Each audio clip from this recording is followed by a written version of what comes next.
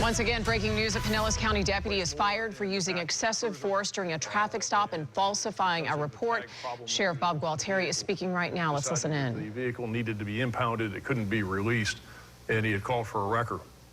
At that point, he engaged Paige Taylor, who was now seated in the driver's seat of the vehicle, and she was inquiring about how she would get home. There was some discussion, some dialogue back and forth between Deputy Wagner and Taylor. She asked if the tow truck driver could take her home. He said no, and there was some, again, discussion back and forth about that. Taylor became upset because Deputy Wagner wouldn't allow the tow truck driver to take her home. And again, there was dialogue about how she was going to get home. Taylor got out of the driver's seat of the vehicle, and as she got out of the driver's seat of the vehicle, Deputy Wagner was standing there. And I'm going to show you some video. I'll really let the video speak for itself on this, but what you'll see is Deputy Wagner was standing there, and he had Taylor's driver's license, and he was holding it out in front of him. So it was in a way, and let you and the viewers form their own conclusion, but it was in a way that he was holding it out to her, almost to invite her to take the driver's license. So the driver's license wasn't here. It wasn't down by his side. He was holding it out in front of her. So when she gets out of the truck, is that she takes, and he's holding it with two fingers, is that she takes the driver's license out of his hand and then moves to turn away.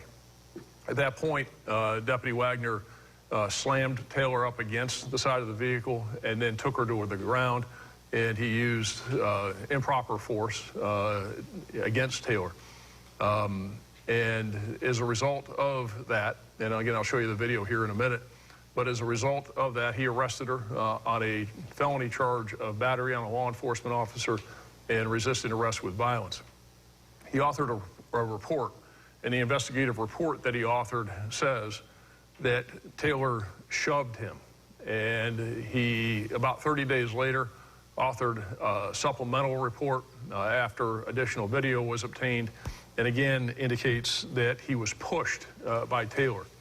During the course of the investigation, he made numerous statements that are inconsistent with the evidence that he had been pushed, shoved, that there had been some form of contact by Taylor. As the video clearly shows, is that Taylor did not touch Deputy Wagner at all. There's absolutely no contact. It's unequivocal that there's no contact. We slowed it down and looked at it, and again, we'll show you the video here and provide you copies of the video.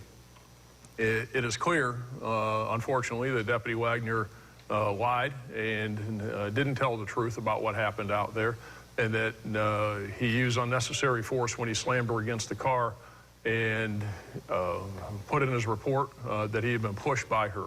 There's also a video, which we'll show you, of after Taylor's arrest, of him standing in the parking lot demonstrating to two other deputies his version, which is false, which is a lie, as to what happened. And you'll see he demonstrates that Taylor pushed him.